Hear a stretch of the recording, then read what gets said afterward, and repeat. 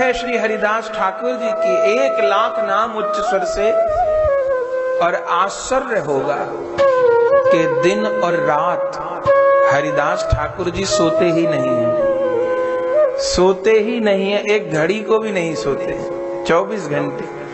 अब आश्चर्य होगा कि ऐसा कैसे हो सकता है, व्यक्ति बिना सोए नहीं रह सकता। पर अनेक भक्तमाल जी में ऐसे भक्तों का चरित्र है जो लोग सोए नहीं, संभव कैसे है?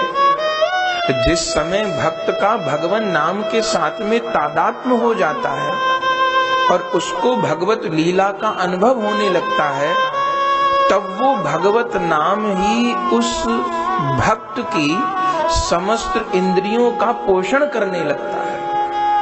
उस समय नाम भगवान ही इस देह का संचालन करने लगते हैं और इस देह की भोजन निद्रा इत्यादि जो आवश्यकता है वो भी नाम से ही पूरी होने लगती है। ये बहुत ऊंची स्थिति की बात है, पर असत्य नहीं है, सत्य है।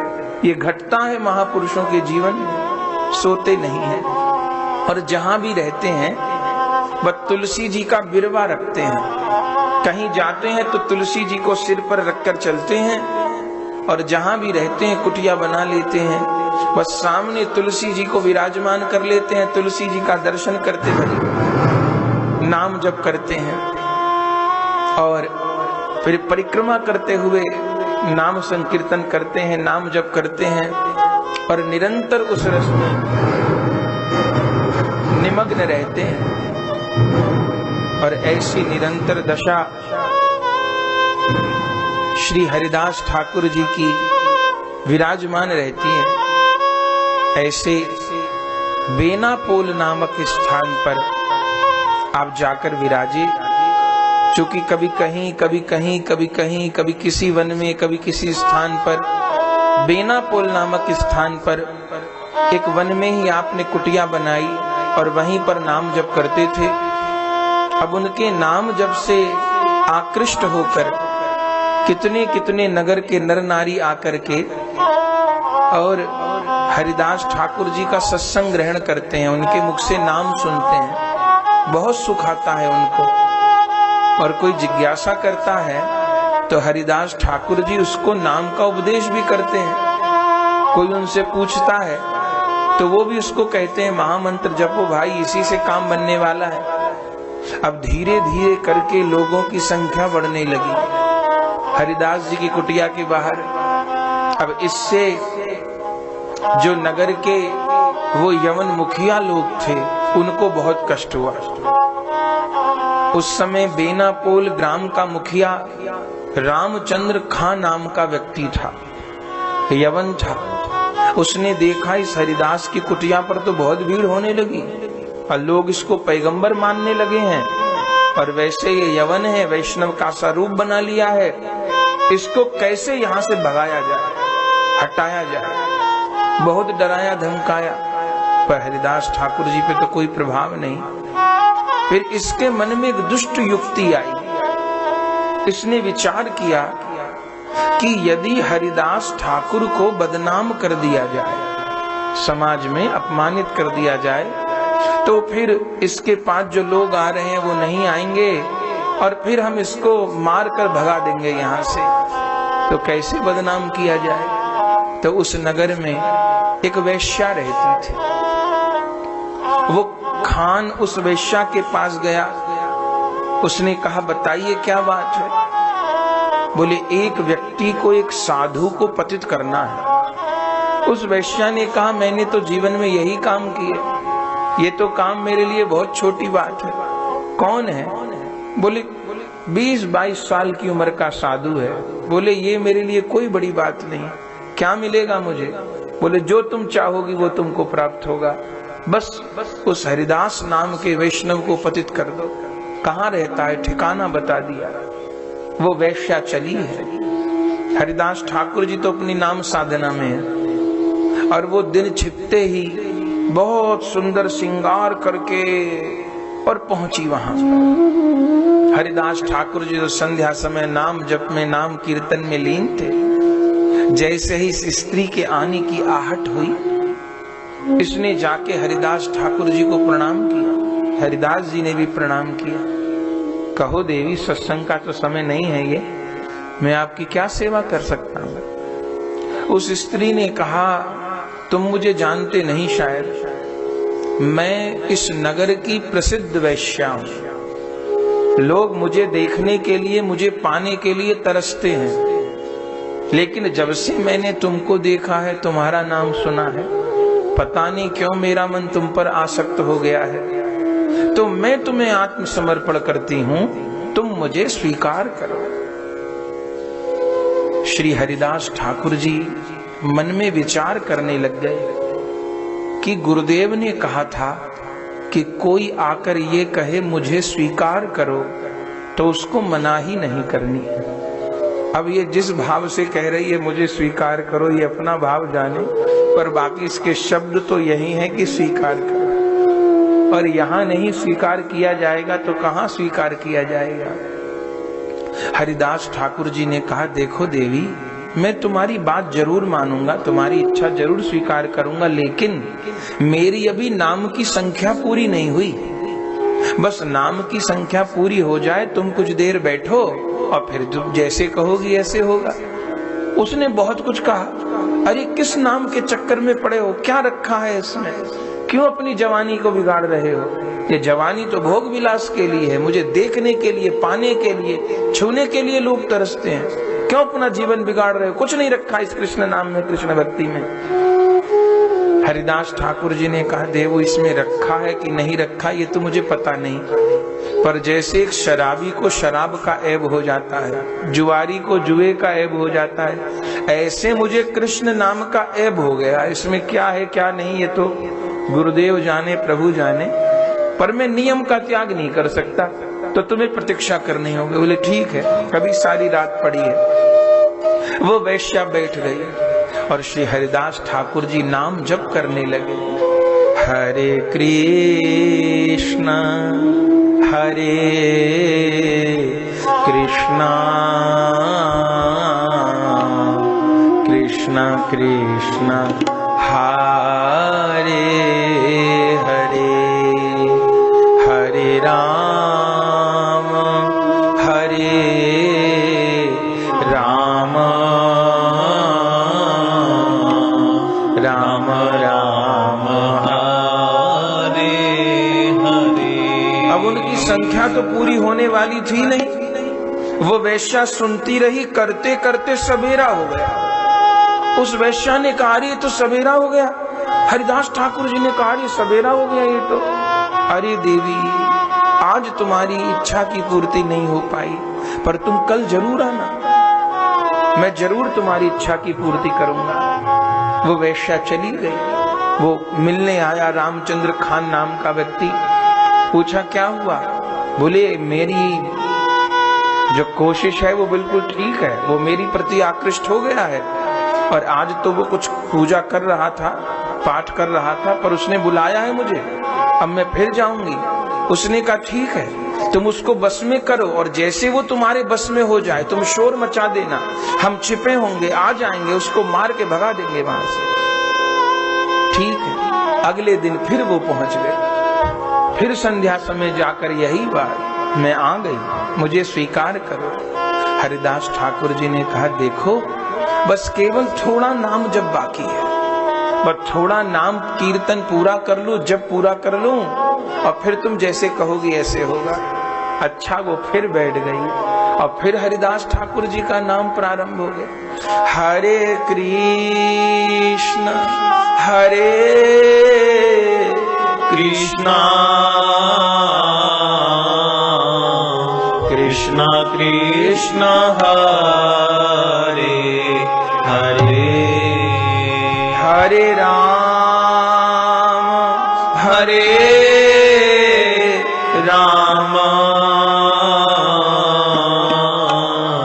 राम राम हरे हरे। लेकिन आज फिर नाम में सारी रात बीत गई। वो कहती रही, सोचती रही, अब पूरा होगा, अब पूरा होगा। फिर दिन निकल आया। हरिदास ठाकुर जी ने कहा, फिर सूर्य उदय हो गया, क्षमा कर दो, पर तुम कल जरूर आना। कल तुम्हारी बात को जरूर मानूंगा।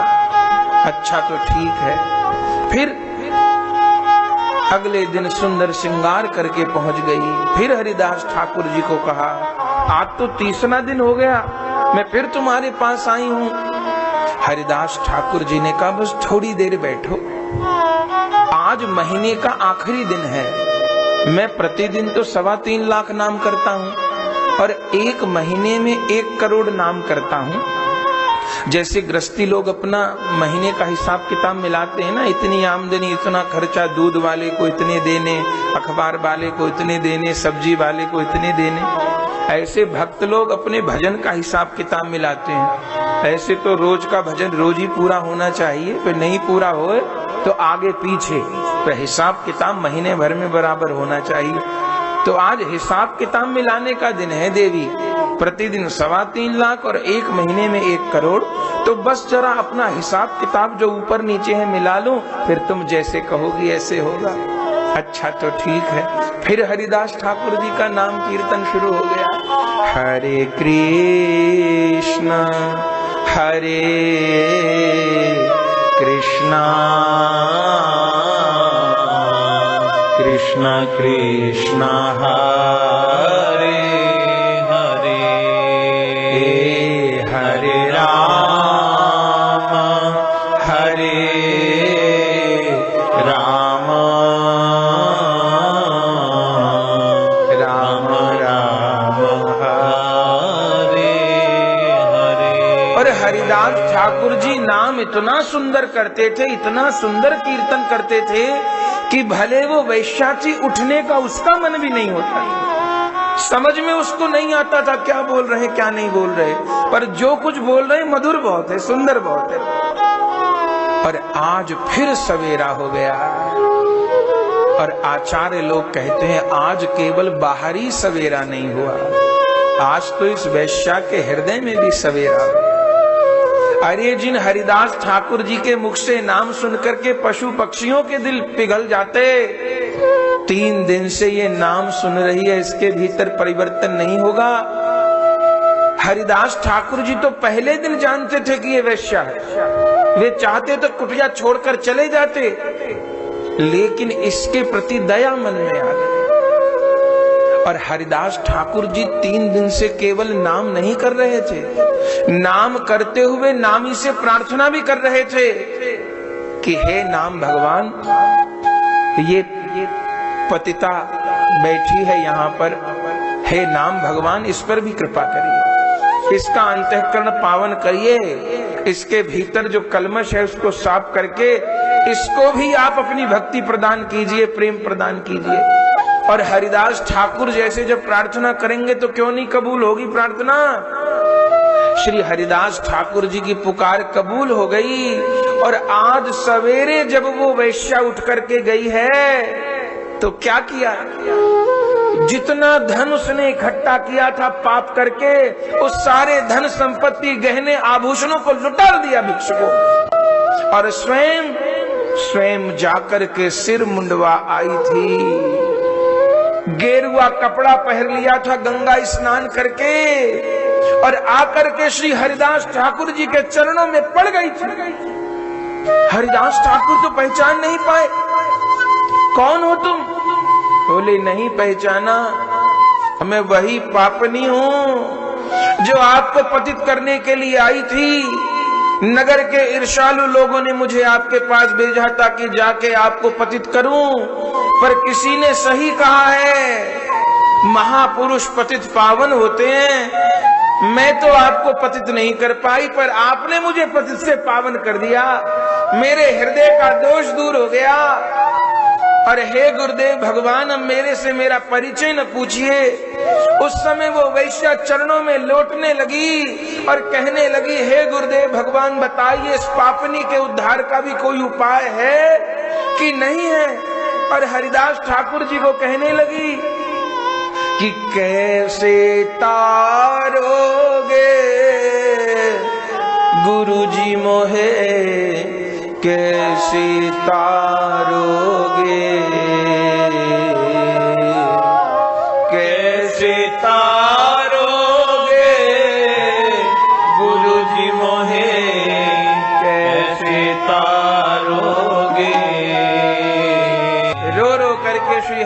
हरिदास ठाकुर जी के चरणों में उस वैश्या ने विलाप किया है।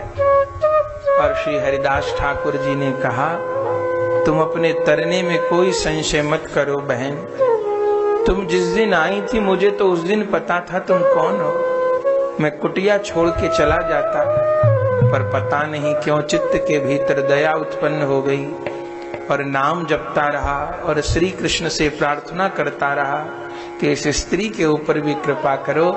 तुम्हारा हृदय पावन हो गया, अपने पूर्व कृत कर्मों पर पश्चाताप हो रहा है, इतनी बात से तुम पावन हो गए। श्री कृष्ण तो बहुत दयालु हैं। भगवान कहते हैं, सन्मुख होय जीव मोहि जबहि, जन्म कोट यज्ञनासों तबहि। एक बार जीव मेरे सन्मुख हो जाए, केवल सन्मुख हो जाए, मैं उसके करोड़ों करोड़ों जन्मों के पापों का नाश कर देता हूं।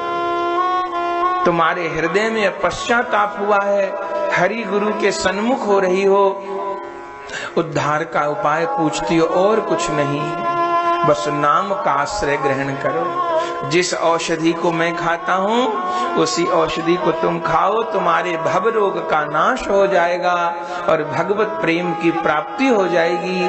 उस वैश्या को भी नाम प्रदान किया है। बोलो मेरी बहन, हरे कृष्ण कृष्ण कृष्ण हरे हरे, हरे राम राम राम हरे हरे। नाम प्रदान किया है महाराज। उस वैश्या का नाम चंचला था, हरिदास ठाकुर जी ने उसका नाम निश्चला कर दिया। मैं कहाँ रहूं? हरिदास ठाकुर जी ने अपनी कुटिया ही उसको दे दी, अपनी कुटिया दे दी, यहीं रह के भजन करना। स्वयं अपनी माला झोली उठाकर चल पड़े और उस वैश्या ने वहां भजन किया। और भजन करके जिस वैश्या का सज्जन लोग मुख देखना पसंद नहीं करते थे, आज संत की कृपा हो गई, नाम की कृपा हो गई। लोग आकर के उस वैश्या को दंडवत प्रणाम करते थे, उससे नाम का उपदेश ग्रहण करने लगे। ऐसी कृपा हरिदास ठाकुर जी ने की। वहां से चले, अनेक स्थानों को पवित्र करते करते फुलिया ग्राम में पहुंचे। इस फुलिया ग्राम में भी उन्होंने कुटिया बनाई। पहले शांतिपुर के निकट एक गुफा में रहे। उस गुफा में एक इच्छाधारी नाग रहता था। हरिदास ठाकुर जी को पता नहीं। उस गुफा में रहने लगे, भजन करने लगे, वहां पर भी लोग आने लगे। अब हरिदास ठाकुर जी को तो नहीं दिखता था, और लीगों को सांप दिखता था। तो सत्संगियों ने हरिदास ठाकुर जी को कहा कि हरिदास जी, आप इस गुफा को छोड़ के कहीं और चलें। बोले क्यों? यहाँ कोई असुविधा नहीं। बोली यहाँ एक सर्प रहता है और उसकी गर्मी से हमको बैठने में कष्ट होता है, भय लगता है, और कहीं आपका अनिष्ट न हो। हरिदास ठाकुर जी ने कहा, मैं तो इतने समय से भजन करना खबर नहीं, पर आप लोगों को कष्ट होता है तो कहीं और बैठ जाएंगे, कहीं और कुटिया बना लेंगे। तो कहते हैं हरिदास ठाकुर जी जब उस गुफा को छोड़ के जाने लगे तो उस गुफा से वो सर्प बाहर निकल आया, बहुत बड़ा विषधर सर्प, और हरिदास ठाकुर जी के सामने मनुष्य रूप में प्रकट हो गया। इच्छाधारी नाग था। और हरिदास ठाकुर जी को कहा, आप इस गुफा को छोड़ के मत जाइए। हरिदास ठाकुर जी ने कहा, ये तो तुम्हारा निवास स्थान है। बोले महाराज, यहाँ रह के आपने भजन किया है और आपके मुख से नाम सुन करके मेरे पाप नष्ट हो गए। जिस अपराध के कारण मुझे सर्प की योनि मिली थी, वो मेरी सारी पाप राशि खत्म हो गई है। मैं इस गुफा को छोड़ के जा रहा हूँ, आप इस गुफा में रहिए। वो सर्प उस गुफा को छोड़ के चला गया। ऐसा नाम का प्रभाव। हरिदास ठाकुर जी वहां विराजमान रहे। फिर वहां से फुलिया ग्राम में गए, वहां पर भी जंगल में कुटिया बनाई है और वहीं उस नाम पुकारते हैं। और उस नाम से जैसे श्याम सुंदर की बंसी बजी तो गोपियां एकत्र होती हैं, ऐसे ही हरिदास ठाकुर जी के मुख से जब नाम प्रकट होए तो जो सज्जन लोग हैं, भक्त लोग हैं, अपने आप एकत्र हो जाते हैं, बताना नहीं पड़ता किसी को। अब वहां पर भी भक्त लोग। तब उस फुलिया ग्राम का जो मुखिया था वो बहुत क्रूर व्यक्ति था। उसका नाम था गोड़ाई काजी, और वो स्वभाव से ही वैष्णवों से द्वेष करता था। और उसको पता चल गया कि वो हरिदास, जो कि पहले यवन था, अब वैष्णव हो गया है और सत्संग करता है और बहुत से लोगों को नाम उपदेश कर रहा है। अरे अब इसको उचित प्रकार दंड मिलना चाहिए, इससे तो विधर्मिता बढ़ सकती है नगर में। क्या किया जाए? बोले वैश्या का उपाय करके तो उसने देख लिया, कुछ नहीं हो पाया, वो वैश्या भी उसके बस में हो गई। लगता है इसके पास कोई मोहिनी है। अब इसको क्या किया जाए? बोले अब इसको राजदंड दिलवाया जाए, राजा से शिकायत की जाए।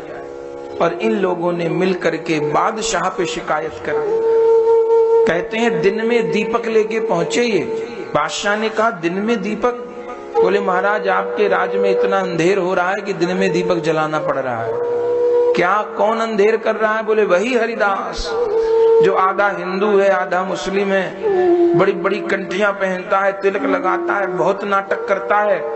और महाराज अब वो जबरन लोगों को वैष्णव बना रहा है, उल्टी सीधी बात बता रहा है। मुस्लिम होके खुदा की बंदगी नहीं करता, बुत परस्ती करता है, तुलसी के पौधे को पूजता है। इससे इस्लाम को खतरा है, इसको भली प्रकार दंड दिया जाए, और ऐसा दंड दिया जाए कि देखने वाले कांप जाएं। बादशाह ने कहा बुलाओ उसको। सिपाही भेजे। हरिदास ठाकुर जी तो नाम जप करते विराजमान थे। सिपाही जंजीरों में जकड़ के हरिदास जी को ले चले थे। बादशाह के दरबार में उपस्थित किया गया था। बादशाह ने कहा कहो हरिदास, कहा कमी इस्लाम में जो बिसराई आन?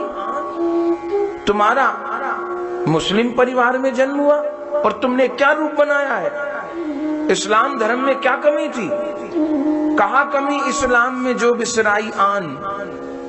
हरिदास ठाकुर जी ने कहा कमी तो नहीं थी, पे मन बैरागी है गयो सुन मुरली की तान। कमी थी कि नहीं थी, पर बस श्री कृष्ण ने मेरा चित्त चुरा लिया और इस नाम के बिना मेरे से नहीं रहा जाता। बोले तुझको ये नाम लेना बंद करना होगा, इससे समाज में व्यभिचार फैल रहा है।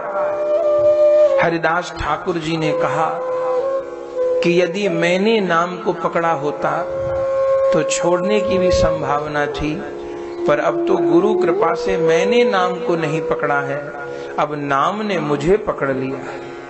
अब चाह के भी जीवा से ये नाम दूर होता नहीं है। मेरा रोम रोम मेरी नस नस नाम पुकारती है। बादशाह ने कहा नाटक करता है, तुझे प्राण दंड मिलेगा, मरना पड़ेगा, प्राण त्यागने पड़ेंगे। बता इस नाम को त्यागेगा कि प्राण को त्यागेगा? हरिदास ठाकुर जी ने कहा अनंत जन्मों में अनंत बार प्राण त्याग चुका हूं, एक बार कृष्ण नाम पे भी प्राण त्याग के देखता हूं कैसा लगता है। संसार के लिए तो अनेक बार प्राण छूट चुके अनंत शरीरों में। और देखो बादशाह, जब तुम किसी को जिला नहीं सकते तो तुम मार भी नहीं सकते। मृत्यु तो तभी आएगी जवानी होगी। बोले मैं मार डालूंगा तुझको, तलवार निकाल ली थी। पर हरिदास ठाकुर जी ने कहा था जिसका रक्षक घनश्याम उसे कोई मार नहीं सकता, प्रभु जगन्नाथ का दास जगत से हार नहीं सकता। नहीं हार सकता मैं।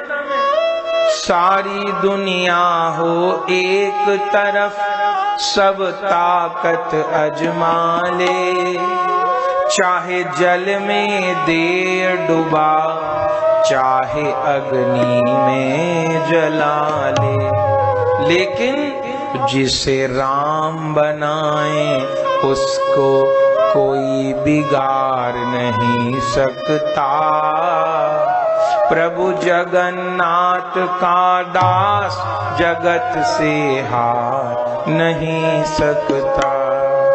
जिसका रक्षक घनश्याम उसे कोई मार नहीं सकता। प्रभु जगन्नाथ का दास जगत से हार नहीं सकता। बोले तेरे पीछे बल किसका है?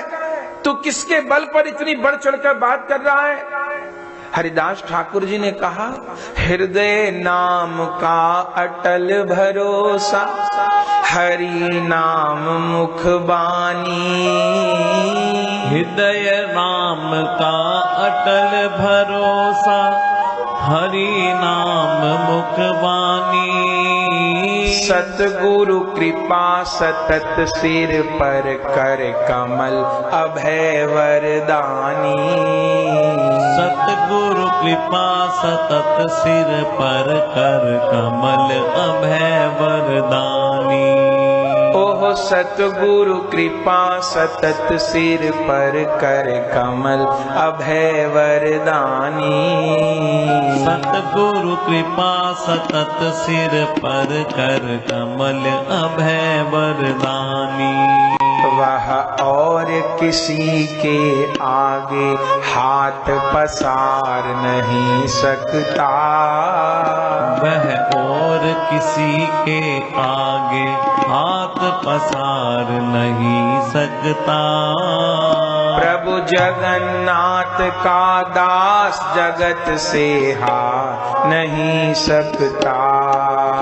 प्रभु जगन्नाथ का दास जगत से हार नहीं सकता। बोले तुझको मरना पड़ेगा। हरिदास ठाकुर जी ने कहा जो हो जाए पर नाम का त्याग नहीं करूंगा। गोड़ाई काजी से बादशाह ने कहा इसको मृत्यु दंड दिया जाए। गोड़ाई काजी ने कहा नहीं बादशाह, इतनी सरल मृत्यु नहीं, इसको बहुत भयानक मृत्यु दी जाए। क्या? बोले नगर में 22 बाजार हैं, 2200 बाजारों में इसको घसीटते हुए निकाला जाए और जो जल्लाद हैं वे जल्लाद लोहे के कौड़ों के द्वारा इसके ऊपर प्रहार करें लगातार, और एक एक गली एक एक बाजार में इसको घसीटा जाए, और तब तड़प तड़प के इसके प्राण निकले। देखने वाले भी देख लें कि यहाँ मुगलों के राज्य में कृष्ण नाम लेने का क्या दंड है। और श्री हरिदास ठाकुर जी के शरीर को बांध दिया गया। उनके दोनों हाथों में रस्सियां बांधी गई हैं और जल्लादों ने उनके शरीर को गलियों में, नगरों में, बाजारों में खींचना प्रारंभ किया है और शरीर के ऊपर लोहे के कौड़े बरसाने शुरू किए हैं। जो आस्तिक वैष्णव लोग थे त्राही त्राही कर रहे थे, अरे मत मारो मत मारो, दुष्ट लोग प्रसन्न हो रहे थे। पर धन्य है हरिदास ठाकुर जी के कमर पर लोहे के कौड़ों का प्रहार हो रहा था, लेकिन हरिदास ठाकुर जी क्या कह रहे थे मारने वालों को?